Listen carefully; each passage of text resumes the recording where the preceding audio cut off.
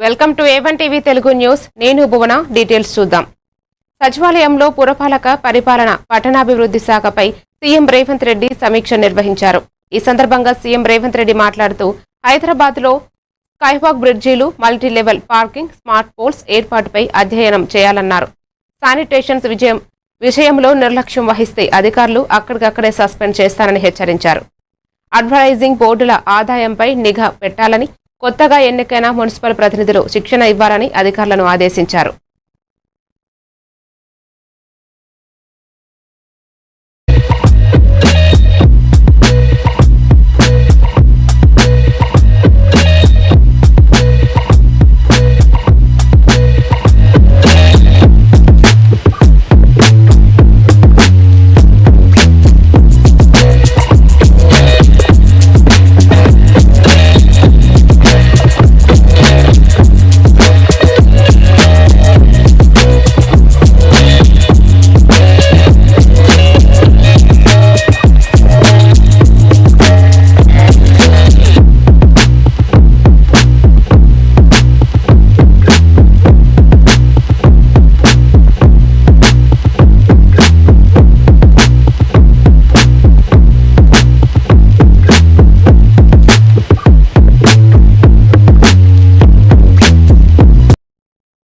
మున్సిపాలిటీల్లో chairman, vice chairman పదవుల కోసం కాంగ్రెస్, బీజేపీలు అక్రమ పొత్తు పెట్టుకున్నాయని మాజీ మంత్రి హరీష్ రావు ధ్వజమెత్తారు. తెలంగాణ భవన్లో కేసీఆర్ పుట్టినరోజు సందర్భంగా ఆయన బీఆర్ఎస్ వర్కింగ్ ప్రెసిడెంట్ కేటీఆర్తో కలిసి కేక్ కట్ చేశారు. అనంతరం వారు కేసీఆర్ ఉద్యమ ప్రస్థానం 10 ఏళ్ల పాలనపై డాక్యుమెంటరీ విడుదల చేశారు. ఈ సందర్భంగా నాయకులు మాట్లాడుతూ కేసీఆర్పై ఎవరు ఎన్ని కుట్రలు చేసినా మొండి ధైర్యంతో ప్రత్యేక రాష్ట్రాన్ని సాధించి అశేష తెలంగాణ ప్రజలకు చూపారని అన్నారు. కూడా ఆనాడు ఆయనకున్న ప్రతిప శక్తులు, ప్రతికూల శక్తులు ఆయనను ఆ రోజు ఆపడానికి, తెలంగాణ రాకుండా చేయడానికి చేసిన ప్రయత్నాలు ఒక్కసారి తలుచుకుంటే ఏ సందర్భంలో ఎలాంటి సాహసం మన నాయకుడు చేసిండో మనకు ఒకసారి గుర్తు తెచ్చుకోవాల్సిన బాధ్యత మన మీద ఉంది. ఆ రోజు 2001లో కేంద్రంలో ఎన్డీఏ, దానికి సపోర్ట్ చేస్తూ చంద్రబాబు నాయుడు గారు, అట్లే ఇంకోవైపు 100 సంవత్సరాల పైచిలుకు చరిత్ర కలిగిన కాంగ్రెస్ పార్టీ, కేంద్రంలో బీజేపీ, రాష్ట్రంలో టీడీపీ, మరొక వైపు 100 సంవత్సరాల చరిత్ర కలిగిన కాంగ్రెస్, 3 బలమైన రాజకీయ శక్తులను ఢీకొనాలంటే చాలా సాహసం కావాలి. ఒక రకంగా చెప్పాలంటే సాహసం కాదు, దుస్సాహసం. మీడియా పవర్ లేదు, మనీ పవర్ లేదు, మజిల్ పవర్ లేదు, కుల బలం లేదు, ధన బలం లేదు, ఉన్నదల్లా ఒక్కటే తెలంగాణ జాతికి న్యాయం చేయాలనే సంకల్పం. ఆ తెలంగాణ నినాదంలో ఉన్న న్యాయం, ధర్మం, ఇది మాత్రమే కేసీఆర్ గారిని మొండి ధైర్యంతో, ఉక్కు సంకల్పంతో ముందుకు నడిపించినాయి. కేసీఆర్ గారి త్యాగం మీకు తెలుసు, కేసీఆర్ గారి పోరాటం తెలుసు. కేసీఆర్ గారి నాయకత్వంలో ప్రజలు ఉద్యమించి జాతి మీద, జాతి గౌరవం మీద ఎవరు పడితే వాళ్ళు మాట్లాడుతూ ఉన్నారు. నేను వారికి అందరికీ ఒకటే చెప్తా ఉన్నా, తెలంగాణ మట్టితో మమేకమైన వాడికి, తెలంగాణ మట్టితో మమేకమైన వాడికి, ఉద్యమాల ఉగ్గుపాలు తాగిన వాడికి, ఆత్మగౌరవ పోరాటంలో కలిసి అడుగు నడిచిన వాళ్ళకి మాత్రమే. తప్పు పట్టుకోవద్దు, ఆయన చివరి దశలో ఉన్నాడు, మీరు ఆయనని కన్విన్స్ చేసుకోండి అని డాక్టర్లు కుటుంబ సభ్యుల్ని పిలిచి చెప్తే మా కళ్ళల్లో నీళ్లు తిరుగుతున్నాయి. కానీ ఆయన దగ్గరికి వెళ్ళినప్పుడు మాత్రం అదే మొండి ధైర్యం. మీరు నన్ను అధైర్యపరచడానికి నా దగ్గరికి రావద్దు, నన్ను విరమించమని చెప్పడానికి నా దగ్గరికి రావద్దు, నాకెక్కడో నమ్మకం ఉంది, తప్పకుండా తెలంగాణ ప్రకటన వస్తుంది, నేను ఒకే మాటతో బయలుదేరాను, అయితే తెలంగాణ జైత్రయాత్ర, లేదంటే నా శవయాత్రని నేను బయలుదేరాను. గ్లోబల్ వ్యాక్సిన్ మ్యానుఫ్యాక్చరింగ్ హబ్ గా హైదరాబాద్ నిలుస్తోందని తెలంగాణ సీఎం రేవంత్ రెడ్డి వెల్లడించారు. హైటెక్స్ వేదికగా నిర్వహించిన బయో ఆసియా సదస్సులో ఆయన మాట్లాడారు. ఫార్మా, సాఫ్ట్వేర్తో మరిన్ని కీలక రంగాలకు హైదరాబాద్ ప్రసిద్ధ అని చెప్పారు. నగరంలో మానవ వనరులు, ప్రముఖ విద్యా సంస్థలు అందుబాటులో ఉన్నాయన్నారు. ముందస్తు విజన్ పాలసీలతో ప్రభుత్వం సాగుతోందని చెప్పారు.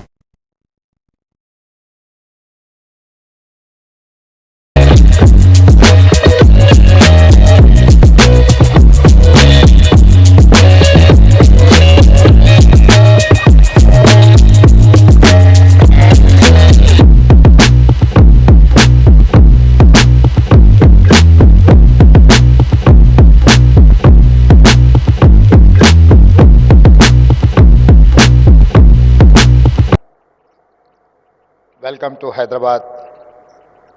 Welcome to BioAsia. When BioAsia was started 23 years ago, Hyderabad is known for Charminar, biryani, pharma manufacturing and software. Today, Hyderabad is a global vaccine manufacturing hub. Based on our strengths of strong vision and clear policy, availability of highly qualified human resources, great educational institutions, Hyderabad is a global hub for Janagama జిల్లా Palakurthi MLA camp కార్యాలయంలో నిర్వహించిన press మీట్లో MLA యశస్విని రెడ్డి మాట్లాడారు. పాలకుర్తి నియోజకవర్గ ప్రజలకు తాను ఎప్పటికీ రుణపడి ఉంటానని అన్నారు. బీఆర్ఎస్ పార్టీ ఎన్ని ప్రయత్నాలు చేసినా అంతిమ విజయం కాంగ్రెస్ పార్టీకే దక్కుతుందని, న్యాయం ఎల్లప్పుడూ కాంగ్రెస్ పార్టీపైపే ఉంటుందని స్పష్టం చేశారు. కొర్రూరు మున్సిపాలిటీలో చైర్మన్ మరియు వైస్ చైర్మన్ కాంగ్రెస్ పార్టీ కైవసం చేసుకోవడం జరిగింది. ముందు నుంచి చెప్తున్నాం, ఈసారి ధర్మం వైపు ఉంటది ఏదైనా అని అన్నట్టుగానే రెండు కూడా డ్రా తీస్తే చైర్మన్ వైస్ చైర్మన్ కాంగ్రెస్ పార్టీకి రావడం జరిగింది. మీరు పగటి కళలు కానే లోపల సీటు కొట్టుకోబోతామని చెప్పినాం. మరి న్యాయంగా అది జరిగింది. మరి ఎప్పుడే వెన్నుపోటు ఇప్పుడైనా మానుకోండి. ఏమైనా ఉంటే కాంగ్రెస్ పార్టీ అంటే ప్రజల పార్టీ, ప్రజల పక్షాన ఉండే పార్టీ.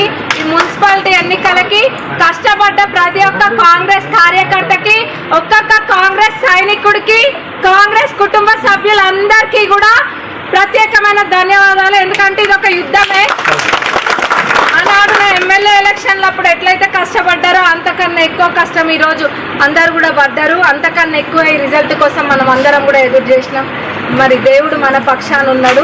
అందరికీ కూడా కంగ్రాచులేషన్స్. పాలకుర్తి నియోజకవర్గ ప్రజలకి, ముఖ్యంగా తొర్రూరు టౌన్ ప్రజలందరూ కూడా కంగ్రాచులేషన్స్. కొర్రూరు మున్సిపాలిటీలో చైర్మన్ మరియు వైస్ చైర్మన్ కాంగ్రెస్ పార్టీ కైవసం చేసుకోవడం జరిగింది. ముందు నుంచి చెప్తున్నాం, ఈసారి ధర్మం వైపు. జనగామ జిల్లా తొర్రూరు మున్సిపల్ చైర్మన్ ఎన్నికపై మాజీ మంత్రి ఎర్రబెల్లి దయాకర్ రావు తీవ్ర అసహనం వ్యక్తం చేశారు. 45 ఏళ్ల రాజకీయ జీవితంలో ఇంత మోసం దగ చూడలేదంటూ ఆయన కన్నీళ్ల పర్వతమయ్యారు. ఎన్నిక విధానం ప్రజాస్వామ్యానికి విరుద్ధంగా ఉందని, తనతో పాటు తన భార్యను అక్రమంగా అరెస్టు చేశారని, మున్సిపాలిటీలో అభ్యర్థుల కోసం చేసే ప్రయత్నాలను విఫలంగా చేశారని వ్యాఖ్యానించారు.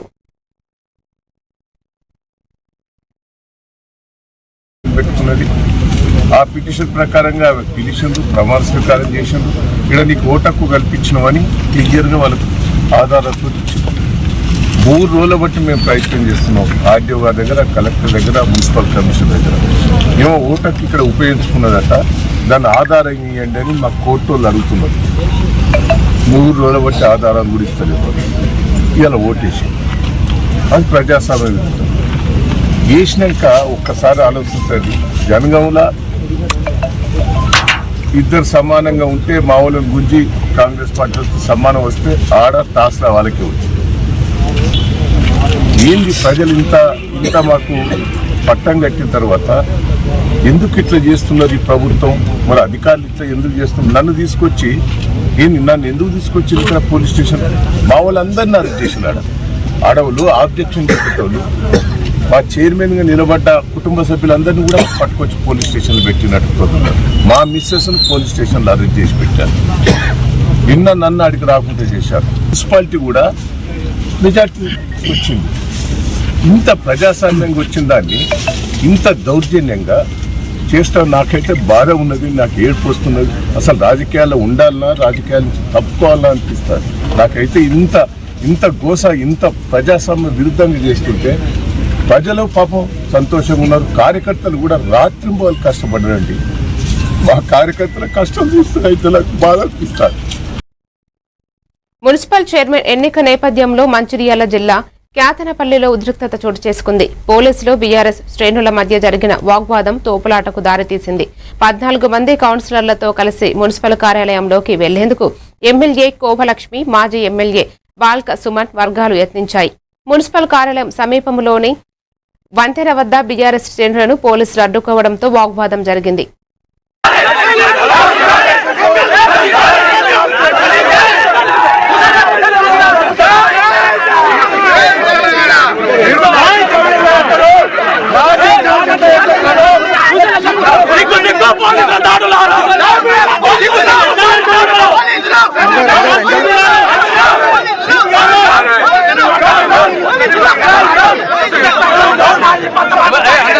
కాంగ్రెస్ పార్టీకి ఊడిగం చేస్తుంది, మంత్రి వివేక్ ఊడిగం చేస్తుంది. సేమ్ నేను 10 ఏళ్ళు గవర్నమెంట్ నడిపిన, 5 ఏళ్ళు ఎంపీ, 5 ఏళ్ళు ఎమ్మెల్యే, గవర్నమెంట్ విప్పు. నేను ఇట్లా చేయాలి, ఇట్లా వాడాలి. మీ పోలీసులను మిస్టర్ రాజ్ కుమార్, వెంకటేశ్వర్ గారు, రాజశేఖర్, నేను అందరినీ చూస్తున్నాను. నేను పోలీసు వాళ్ళను మళ్ళా 2 ఏళ్ళకి గవర్నమెంట్ వస్తుంది, మళ్ళా వస్తుంది గవర్నమెంట్, గుర్తుపెట్టుకోండి. మళ్ళా గవర్నమెంట్ వస్తుంది. వీడు వివేకానం శాశ్వతం కాదు. వివేక్ అంటే శాశ్వతం కాదు సార్. వివేక్ అంటే నేను కూడా పర్సనల్ గా నేను రెస్పెక్ట్ ఇస్తా. మంత్రిగా ఆయన చేస్తున్న రచకం కరెక్ట్ కాదు. చెన్నూరులో 11 వచ్చినాయి కాంగ్రెస్ కు, నేను డిస్టర్బ్ చేస్తున్నాను 18లో. ఇక్కడ 22లో మాకు 14 వచ్చినాయి. Why is disturbing? డెమోక్రసీ ఉన్నట్ట సచ్చినట్ట. మీరు కూడా ఇంతకుముందు మా గవర్నమెంట్ డ్యూటీలు చేసిరుగా పోలీసు వాళ్ళు. ఇంత దుర్మార్గమైన పోలీసు వాళ్ళు మీరు కూడా మరి కాంగ్రెస్ బట్టలు వేసుకున్నారు.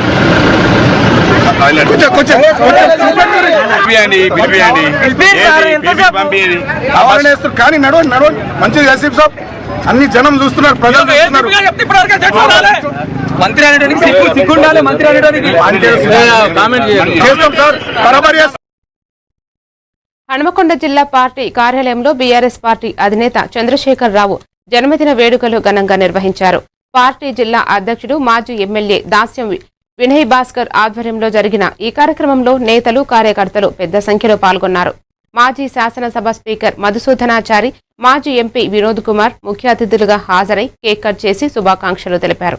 తెలంగాణ సాధన కోసం కేసీఆర్ చేసిన త్యాగాలు, పోరాటాన్ని నేతలు స్మరించారు. వర్ధిల్లాలే, మరొక్కసారి తెలంగాణ రాష్ట్రానికి ముఖ్యమంత్రి కావాలని చెప్పి అన్ని మతాల వాళ్ళు వారి గురించి ప్రార్థన చేస్తూ పూజలు నిర్వహించి ఈరోజు హన్మకొండ జిల్లా పార్టీ కార్యాలయంలో పెద్ద ఎత్తున సేవా కార్యక్రమాలతో పాటు మరి ఈరోజు కేక్ కటింగ్ కూడా నిర్వహించడం జరిగింది. దీనికి ముఖ్య అతిథిగా గౌరవ కౌన్సిల్ ప్రతిపక్ష నేత సిరికొండ మధుసూదనాచారి గారికి, గౌరవ పెద్దలు మాజీ పార్లమెంట్ సభ్యులు అన్న వినోద్ అన్న గారు, మిగతా కార్పొరేటర్లు, మాజీ కార్పొరేటర్లు, బీఆర్ఎస్ పార్టీ శ్రేణులందరూ కూడా పెద్దగా హాజరై ఈ గౌరవనీయులు కల్వకుంట్ల చంద్రశేఖరరావు గారి 72వ జన్మదినోత్సవ సందర్భంగా హన్మకొండ పార్టీ కార్యాలయంలో వినయ్ భాస్కర్ గారి నాయకత్వాన ఈరోజు బ్రహ్మాండంగా వారి జన్మదినోత్సవాలు జరుపుకుంటున్నాం.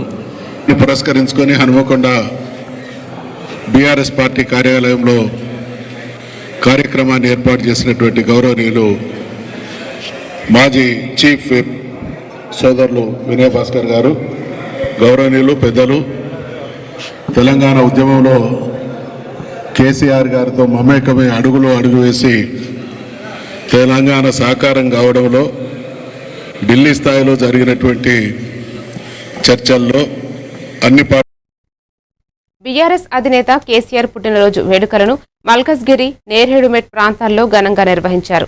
ఈ కార్యక్రమానికి ముఖ్య అతిథిగా మల్కజ్గిరి ఎమ్మెల్యే మర్రి రాజశేఖర్ రెడ్డి హాజరయ్యారు.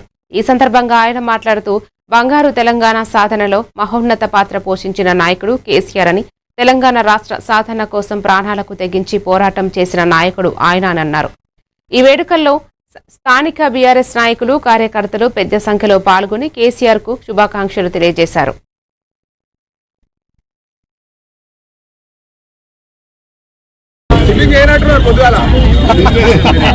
దూరం నిలబడు.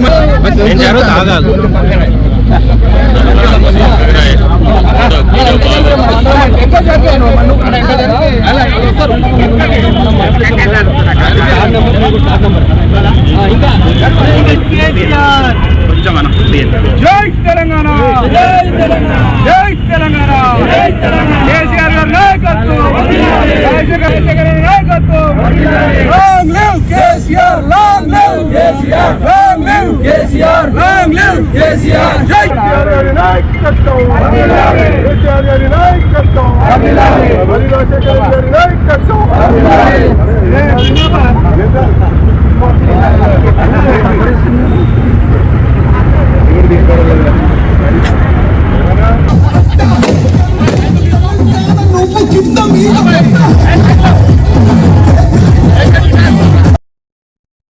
సంగారెడ్డి జిల్లా ఇంద్రేశం మున్సిపాలిటీ చైర్మన్ పీఠం బీఆర్ఎస్ కైవసం చేసుకుంది.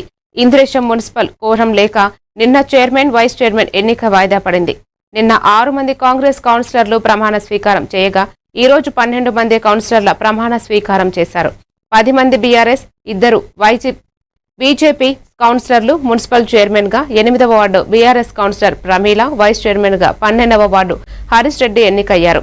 దీంతో ఎమ్మెల్యే గూడెం మహిపాల్ రెడ్డి అనుచరగ వర్గం సంబరాలు చేసుకున్నారు.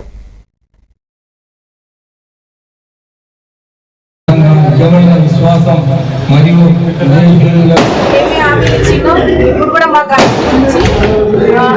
హామీలన్నీ నెరవేర్చడం మా ఊరి ప్రగతి పదాలు కనిపిస్తానని మాటిస్తారని నాకు ఓటు వేసిన ఒక్కరికి సీరియస్ వచ్చి అభివాదం చెప్తున్నాను. నేను కౌన్సిలర్ గా వైస్ చైర్మన్ గా నాకు అవకాశం ఇచ్చిన మా ఎమ్మెల్యే మహిపాల్ రెడ్డి గారికి అదేవిధంగా మన టీఆర్ఎస్ పార్టీ సభ్యులందరికీ కూడా నా హృదయపూర్వక ధన్యవాదాలు. రామేశ్వరం మండల ప్రజలకు మరి పెద్దలకు మరి వార్డు మెంబర్లకు అందరికీ కూడా పేరు ధన్యవాదాలు. ఎందుకంటే మేము డెవలప్మెంట్ చేసినాం కాబట్టి ఇంద్రేశం మున్సిపల్లో డెవలప్మెంట్ చేసినాం కాబట్టి మాకు అందరూ కూడా సహకరించి ఓట్లు వేసినందుకు వాళ్ళందరికీ కూడా పేరున ధన్యవాదాలు. మరి ఇంకా 6 గ్రామ పంచాయతీలు ఉన్నాయి. 6 గ్రామ పంచాయతీలు కూడా పెద్ద ఎత్తున డెవలప్మెంట్ చేసి ముందుకు పోతామని చెప్పేసి 18 మంది కౌన్సిలర్లు మన మున్సిపల్ చైర్మన్ గారు, వైస్ చైర్మన్ గారు అందరూ కలుపుకొని అందరం కూడా ఏకదాటి మీద నడిచి అన్ని గ్రామ పంచాయతీలను కూడా అన్ని ఇప్పుడు మున్సిపల్లో ఎన్ని ఊళ్ళు ఉన్నాయి అన్ని ఊళ్ళో. ప్రముఖ సినీ నటుడు అర్జున్ కుటుంబంతో కలిసి కొండగట్టు ఆంజనేయ స్వామిని దర్శించుకున్నారు. ఈ సందర్భంగా అర్చకులు, అధికారులు వారికి ఆలయ మర్యాదలతో స్వాగతం పలికారు. ఆయన నటిస్తున్న కొత్త సినిమా విజయవంతం కావాలని పూజలు నిర్వహించారు. అనంతరం ఆలయ ఈవో శ్రీకాంతరావు స్వామివారి శేషవస్త్రముతో అర్జున్ను సత్కరించి ప్రసాదం అందజేశారు. అనంతరం అర్జున్ మాట్లాడుతూ ఎంతో ప్రసిద్ధి చెందిన కొండగట్టు అంజన్నను దర్శించుకోవాలని చాలా కాలంగా అనుకుంటున్నానని, నేడే అవకాశం రావడం అదృష్టంగా భావిస్తున్నట్లు తెలిపారు.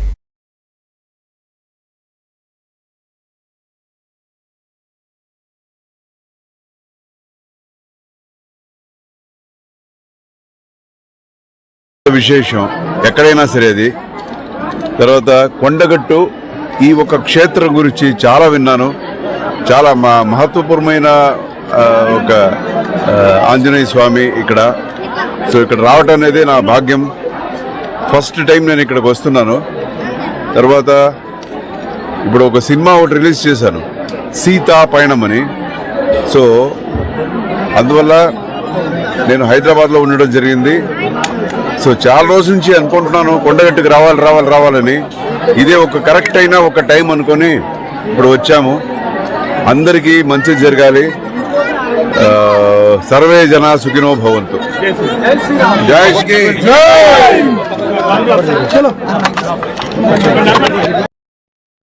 బీఆర్ఎస్ అధినేత మాజీ సీఎం కేసీఆర్ 72వ పుట్టినరోజు జరుపుకుంటున్నారు.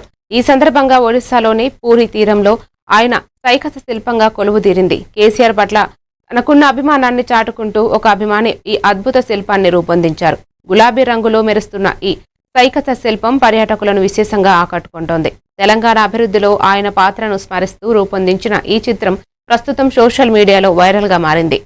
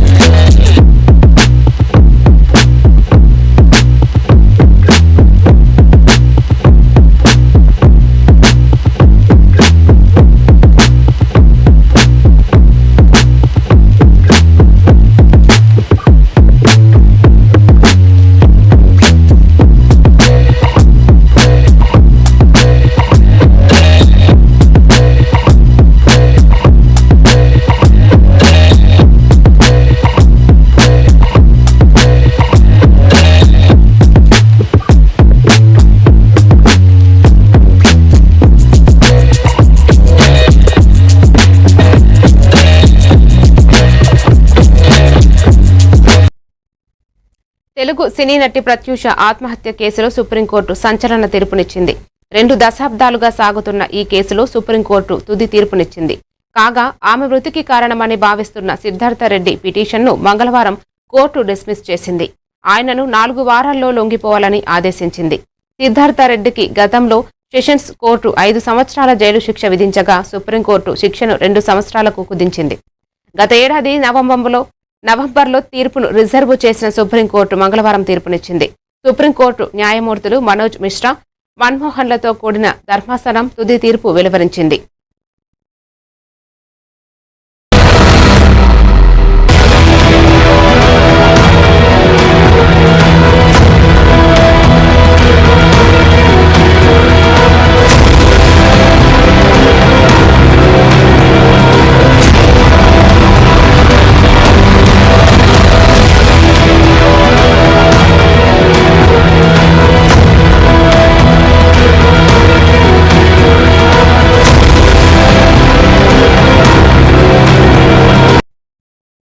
తిరుమల శ్రీవారిని అమెరికా క్రికెటర్లు దర్శించుకున్నారు. మంగళవారం వీఐపీ ప్రారంభ విరామ దర్శన సమయంలో యుఎస్ఏ జట్టులో భారత సంతతికి చెందిన ఆటగాళ్లు మోనాంక్ పటేల్, మిలింద్ కుమార్, సౌరభ్ నేత్రావల్కర్ స్వామివారి సేవలో పాల్గొన్నారు. టీటీడీ అధికారులు వారికి స్వాగతం పలికి దర్శన ఏర్పాట్లు చేశారు. అనంతరం ఆలయంలోకి వెళ్లిన క్రికెటర్లు స్వామివారిని దర్శించుకుని మొక్కులు చెల్లించారు. దర్శనాంతరం రంగనాయకుల మండపంలో పండితులు వారికి ఆశీర్వచనం చేసి స్వామివారి తీర్థ ప్రసాదాలను అందజేశారు. ఆలయ ప్రాంగణం పరిసర ప్రాంతాల్లో పరిశుభ్రత బాగుందని కెప్టెన్ మోనాంక్ పటేల్ కొనియాడారు.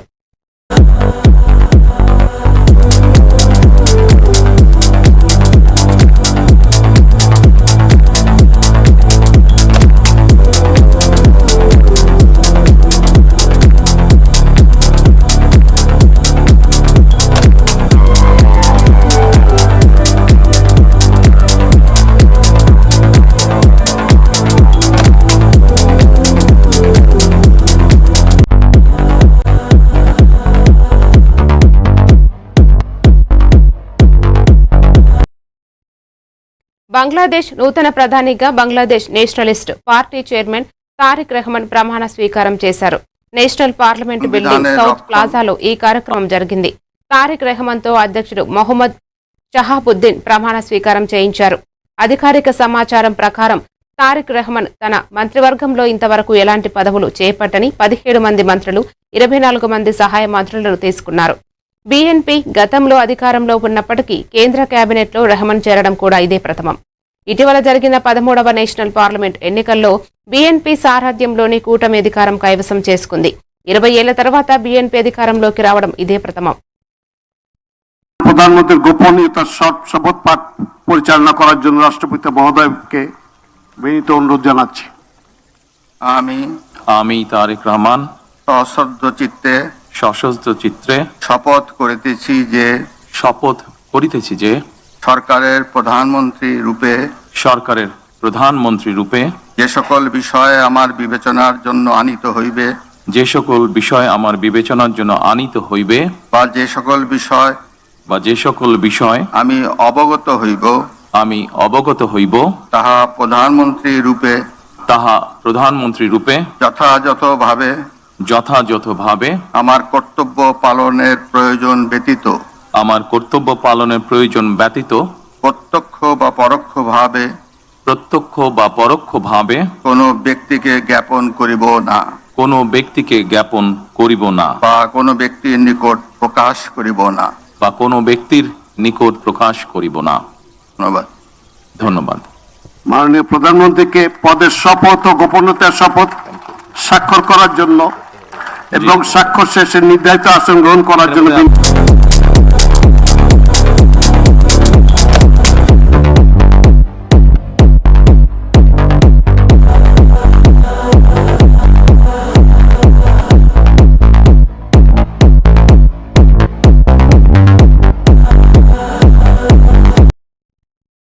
వివాహాలు, శుభకార్యాల సీజన్ మొదలైంది. బంగారం ధరలు ఒక్కసారిగా దిగొస్తున్నాయి. అంతర్జాతీయ మార్కెట్లో చోటు చేసుకున్న పరిణామాల ప్రభావంతో తెలుగు రాష్ట్రాల్లో బంగారం, వెండి ధరలు వరుసగా 2వ రోజుకు కూడా తగ్గుముఖం పట్టాయి.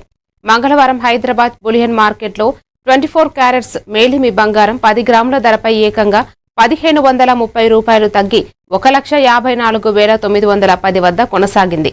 22 క్యారెట్ల బంగారం 10 గ్రాముల ధరపై 1,400 తగ్గి 1,42,000 చేరింది. బంగారంతో పాటే వెండి ధర కూడా భారీగా పతనమై కేజీ ధర 2,65,000 వద్దకు కొనసాగింది.